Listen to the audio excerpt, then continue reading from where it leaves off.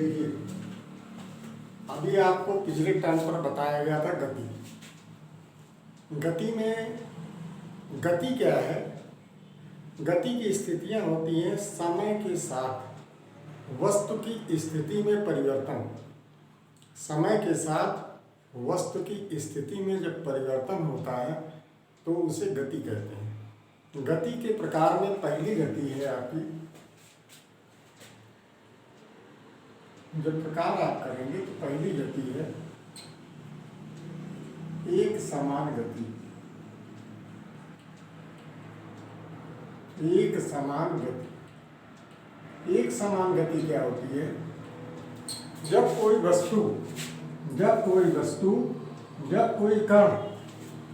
कोई कण या वस्तु एक सरल रेखा में गति करती है। जब कोई कण एक सरल रेखा में गति करेगी तो उसे आपकी सरल रेखी गति कहते हैं। सपोज दैट ये सरल रेखा में गति कर रही है, तो इस प्रकार की गति क्या कहलाएगी? सरल रेखी गति कहलाएगी। ठीक, जैसे पानी पाइप से निकलता है, पानी पाइप में सीधा सीधा बहता कि नहीं बहता, उसी प्रकार दूसरी गति क्या है? दूसरी गति आपकी है घूर्णन गति।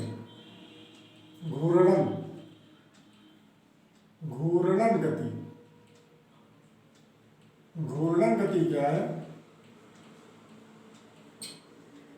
जब कोई वस्तु घूमती है, माने वृत्ताकार मार्ग पर अगर गति करती है, सपोज दैट रेस होती है, वृत्ताकार मैदान रहता है, उसी के चारों तरफ गति करते हैं, माने दौड़ते हैं कि नहीं लोग, तो घूर्णन गति। घूर्णन गति माने वृत्ताकार मार्ग पर गति करती हुई वस्तु क्या कहलाती है? अगर कोई वस्तु वृत्ताकार मार्ग पर गति करेगी तो उसकी गति क्या कहलाएगी? घूर्णन गति कहलाएगी। सपोज दैट आपने सर्कस में देखा होगा, मोटरसाइकिल घुमाता कुएं में चारों तरफ, तो इस प्रकार की गति क्या कहलाएगी बेटा? घूर्णन गति कहलाएगी, घूमने वाली गति। मैं आपको लिखा नहीं रहा हूँ, ये सब समझाया जा रहा है। जब आपका जो है एकेडमिक चालू होगा, फिर कापी आप बनाएंगे तो उसी में करेंगे, ठीक, उसको लिखाएंगे फिर हम। तो घूर्णन गति क्या है? जब कोई वस्तु वृत्ताकार मार्ग पर गति करती है तो उसकी गति घूर्णन गति कहलाती है। ठीक, अब उसके बाद आता है दोलन गति। तीसरी गति क्या है? दोलन गति। वृत्ताकार मार्ग पर जैसे ये है, इसके चारों तरफ अगर घूम रहा, फिर दोलन गति। दोलन गति क्या होती है? दोलन गति होती है किसी निश्चित बिंदु के इधर उधर, किसी निश्चित बिंदु के इधर उधर एक सरल रेखा में अगर कोई वस्तु गति करती है तो उसे कहते हैं दोलन गति।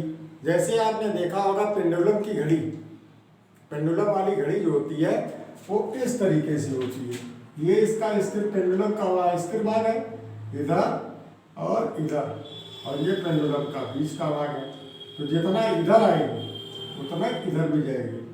ये पेंडुलम है आपका, ठीक। तो इसकी गति क्या कहलाएगी? घूर्णन गति, ओ सॉरी दोलन गति, ठीक। अब आता है इसमें आवर्त गति। कौन सी गति आती है? आवर्त गति। आवर्त गति, आवर्त गति क्या है? एक निश्चित समय अंतराल के पश्चात वृत्ताकार मार्ग पर जब कोई वस्तु घूमती है, एक निश्चित समय अंतराल के पश्चात वृत्ताकार मार्ग पर जब कोई वस्तु घूमती है तो उसे क्या कहते हैं?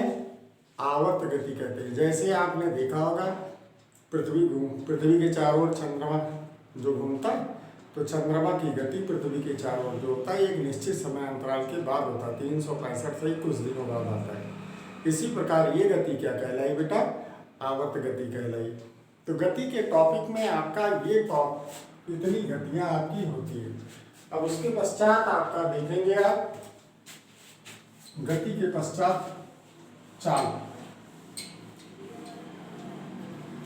क्या देखेंगे? चाल। चाल क्या होता है? अदिश सदिश आपको बताया गया था। चाल एक अदिश राशि होती है। चाल की परिभाषा क्या है? एक निश्चित समय अंतराल में जब कोई वस्तु जो है एक निश्चित समय अंतराल में एकांक समय में चली गई दूरी, किसी गति करती हुई वस्तु की एकांक समय में चली गई दूरी आपकी चाल कहलाती है। सपोज दैट, जैसे मोटरसाइकिल चलाते हैं, मिनिमम स्पीड उसकी कितनी बताई जाती है? 40 किलोमीटर प्रति घंटा। ठीक, तो चाल क्या है? एक अदिश राशि है। चाल क्या है? एक अदिश राशि है।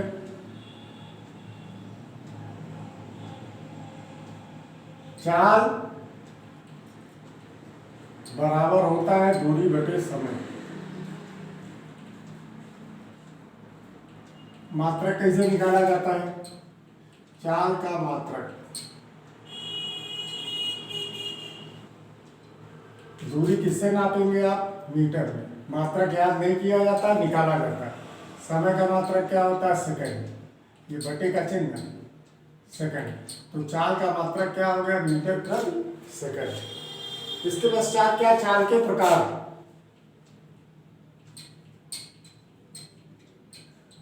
चाल के प्रकार। चाल के प्रकार में पहला प्रकार क्या होता है? एक समान चाल। क्या होता है आपका?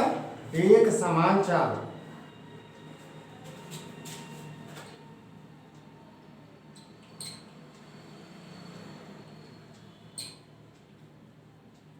एक समान चाल क्या है?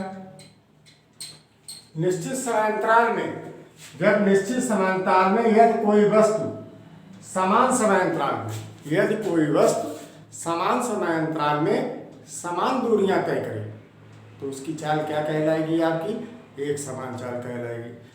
माने जब कोई गतिमान वस्तु एक निश्चित समांतराल में निश्चित समय में समान दूरी तय करे तो उसे क्या कहते हैं? समान चाल कहते हैं।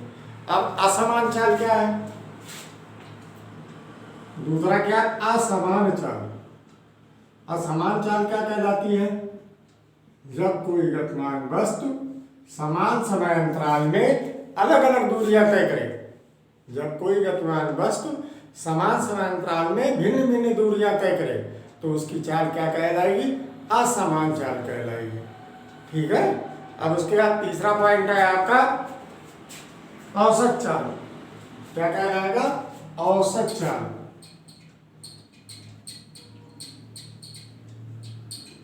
तो औसत चाल क्या होता है?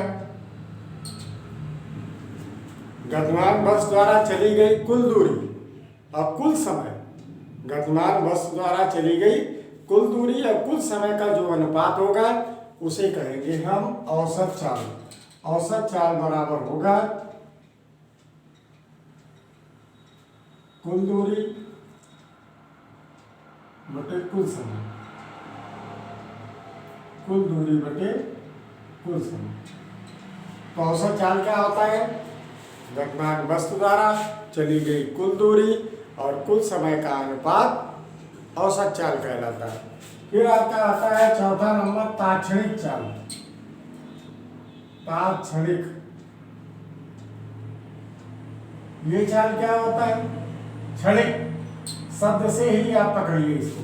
तात्क्षणिक, किसी निश्चित समय पर वस्तु की जो चाल होती है, किसी निश्चित समय अंतराल पर वस्तु की जो चाल होगी, किसी निश्चित क्षण पर वर्तमान वस्तु की चाल, किसी निश्चित क्षण माने कोई एक समय निश्चित है, किसी एक समय वस्तु की जो चाल कहलाएगी, निश्चित क्षण पर किसी वस्तु की चाल, वह कहलाएगी आपकी तात्क्षणिक चाल कहलाएगी।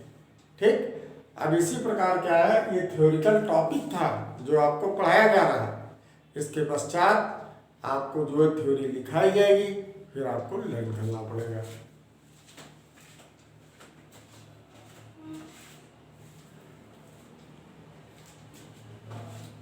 अब इसी पे आप अगर आगे चलते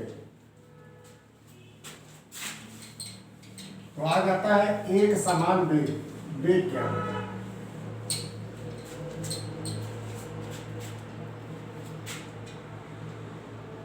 वेग निश्चित समयांतराल में तय किया गया विस्थापन, निश्चित समयांतराल में तय किया गया विस्थापन आपका क्या कहलाएगा? वेग कहलाता है। वेग बराबर होता है विस्थापन बटे समय।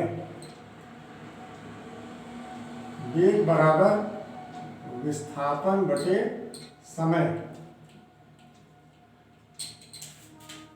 वेग का मात्रक क्या होगा? वेग का मात्रक विस्थापन किसमें मापा जाता है? मीटर में। और समय किसमें मापा जाता है? सेकंड में। तो वेग का भी मात्रक क्या होता है? मीटर प्रति सेकंड होता है। वेग एक क्या है? सदिश राशि है। वेग एक सदिश राशि है।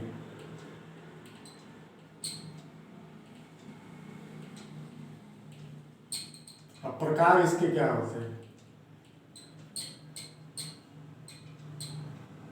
एक समान वेग,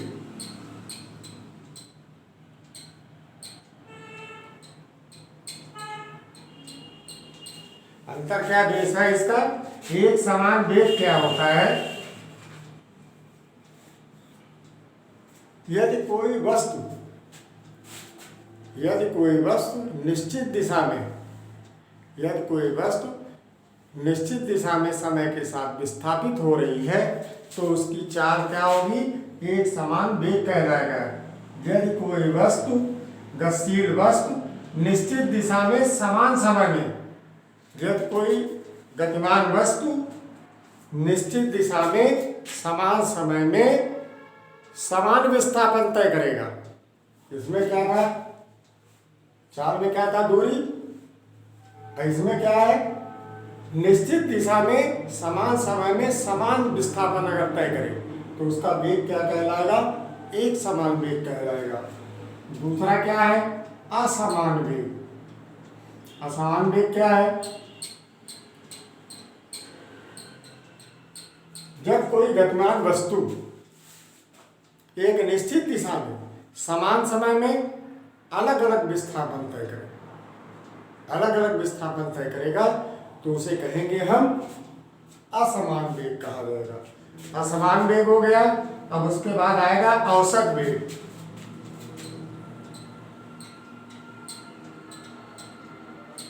औसत वेग क्या है? औसत वेग वह है निश्चित दिशा में तय किया गया कुछ विस्थापन समान समय में गतिमान वस्तु द्वारा निश्चित दिशा में तय किया गया कुल विस्थापन और कुल समय का जो अनुपात होगा उसे औसत वेग कहा जाएगा। औसत वेग बराबर कुल विस्थापन बटे समय। कुल विस्थापन बटे कुल समय। ये आपका जो है औसत वेग का डेफिनेशन हो गया। औसत वेग क्या होता है? इस तरह बेटा ये थ्योरी आप पढ़िएगा और जो भी आपको दिक्कत हो उसको सबको हमारा नंबर जो है ग्रुप में है, आप पूछ सकते हैं। होमवर्क करके आप भेजिएगा।